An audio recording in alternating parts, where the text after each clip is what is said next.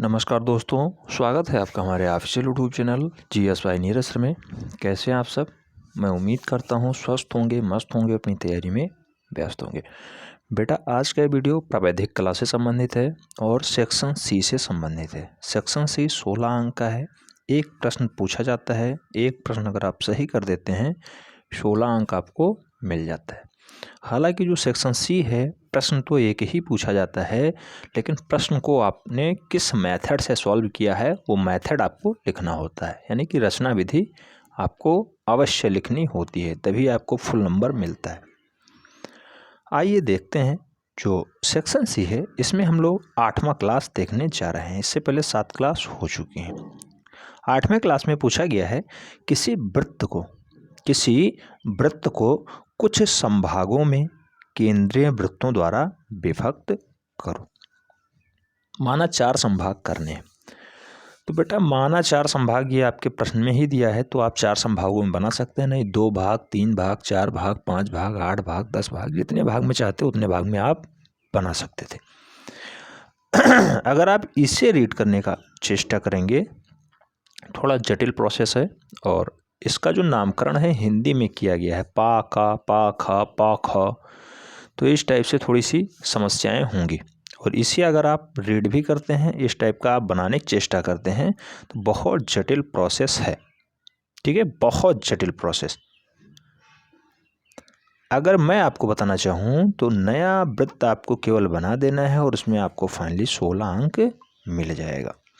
कहने का मतलब है एक वृत्त को कुछ संभागों में केंद्रीय वृत्तों द्वारा विभक्त करो। सबसे पहले आपको एक वृत्तखंड बना लेना है जिसका सेंटर रख देना है।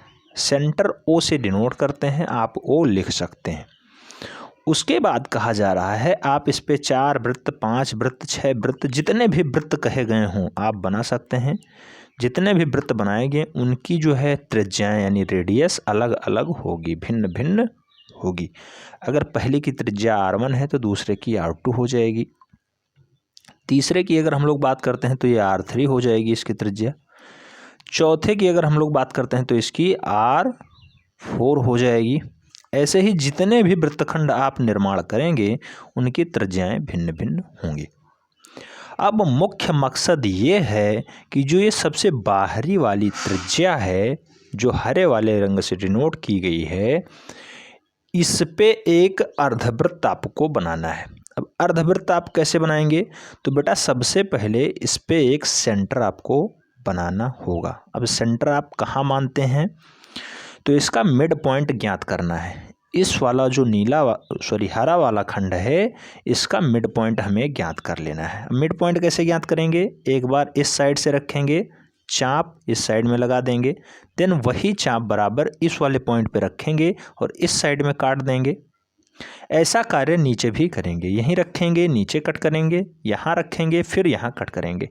अब ये दो जो रेखाएं आपस में मिली हैं उन्हें अगर आप आपस में मिला देते हैं, ये तिरछी हो गई है, इस टाइप से अगर आप मिला देते हैं तो ये वाली जो रेखा प्राप्त हुई है यानी ये वाला जो बिंदु प्राप्त हुआ है वो इसका मिड पॉइंट हो जाएगा। अब यहाँ पे आप प्रकार रखेंगे।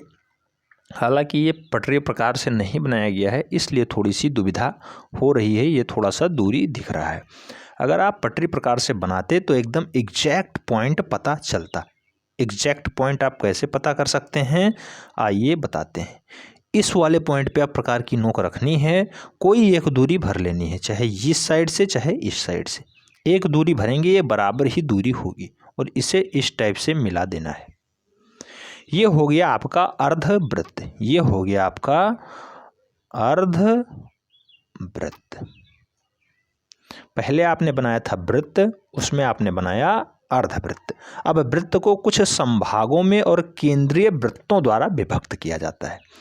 केंद्रीय वृत्त तो यही है, सेंटर पॉइंट वाला जो वृत्त है वो ये वाला है। सबसे पहला वृत्त जो आपने बनाया है ये केंद्रीय वृत्त है। इसे हमने 4 वृत्तों में डिवाइड किया। उसके बाद जो दोनों की मैक्सिमम दूरी थी, मैक्सिमम त्रिज्या जो सबसे लास्ट वाला वृत्त था, उसे हमने उसकी त्रिज्या का अर्धक लिया, अर्धक से मिड पॉइंट ज्ञात किया, मिड पॉइंट से एक अर्धवृत्त बनाया।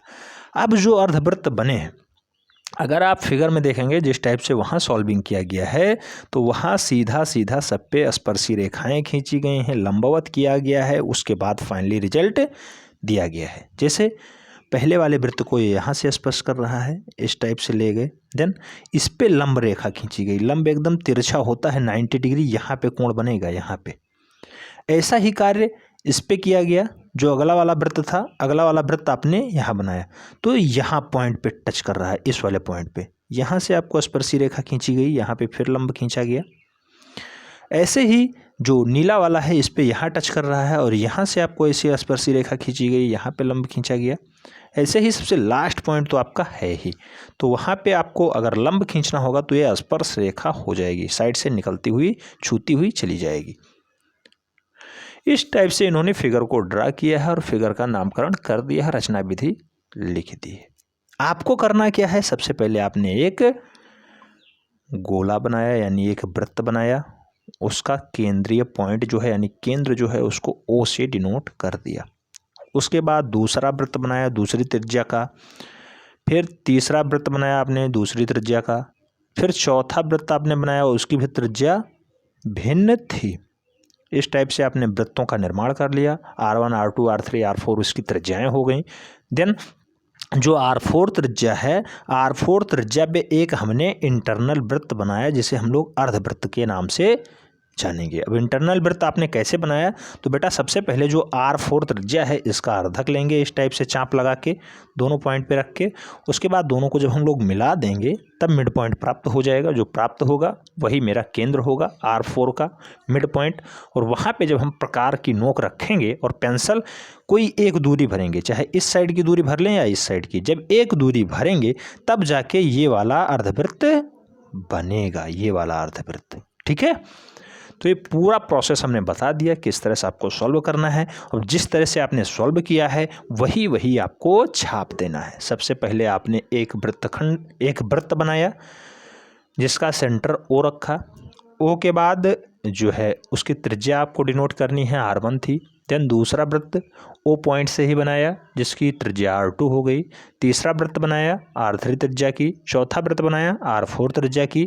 देन जो ओ पॉइंट है यानी केंद्र है, केंद्र से R4 त्रिज्या वाले जो त्रिज्यखंड है, त्रिज्या है, उस त्रिज्या पे हमें एक अर्धवृत्त का निर्माण किया, और उस अर्धवृत्त के निर्माण पे जो वो अर्धवृत्त है जिस जिस खंडों पे कट कर रहा है, जिस जिस खंडों पे वृत्त को कट कर रहा है वहाँ पे हमने अर्धक रेखाएं खींची हैं, यानी लंबवत रेखाएं सीधे खींची हैं केंद्र से, इस टाइप से यूं, देन ये फिर ये फिर ये, इस टाइप से, और फाइनली आपको 16 अंक मिल जाएंगे। उसमें कोई डाउट सेशन नहीं है।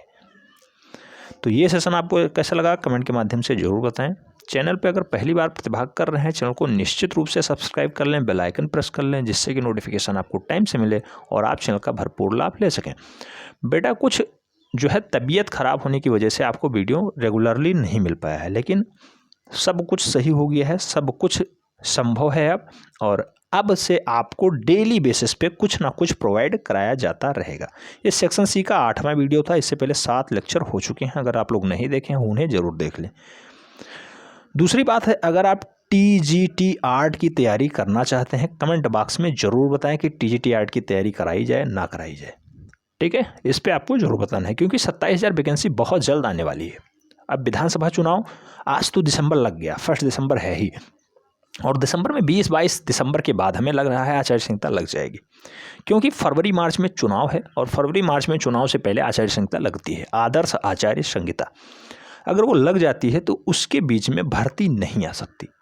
अगर भर्ती नहीं आती है तो निश्चित रूप से आचार्य संहिता के बाद रिजल्ट आएगा, और आचार्य संहिता के जस्ट बाद आप लोगों का पेपर भी होगा प्राविधिक कला का, और जैसे आपका पेपर कंप्लीट होता है 15 से 20 दिनों में आपका रिजल्ट आ जाएगा। 15 से 20 दिनों के बाद रिजल्ट जैसे ही आ जाता है, कोई नई सरकार बनाएगा या यही सरकार रिपीट होती है तो मंत्रिमंडल का गठन होगा। उसके बाद योगी जी को बार बार जब चेतावनी दी जाएगी, बाबा जी आपने बोला था 27,000 भर्ती, बार बार भर्तियों में बोला था, रैलियों में बोला था, चुनावी नुक्कड़ों सभाओं पे आपने बोला था, तब जाके नोटिफिकेशन छपेगा। हालांकि इसकी डिमांड हो रही है बीके खान जी के नेतृत्व में, जो आदर्श युवा मंच है उसके द्वारा बार बार डिमांड की जा रही है, अभी से डिमांड की जा रही है। लेकिन हमें लग रहा है कि ये जो भर्ती आएगी 27,000 वाली, इसमें आप लोग निश्चित रूप से पार्टिसिपेट करेंगे। इसलिए अभी से आप टीजीटी आर्ट की भी तैयारी स्टार्ट कर सकते हैं। चल के कमेंट बॉक्स में ज़रूर बताएं। वीडियो पसंद आया हो तो फ्रेंड्स के बीच जरूर शेयर करिए, एक लाइक ज़रूर ठोक दीजिए। मिलते हैं नेक्स्ट सेगमेंट में, तब तक के लिए जय हिंद।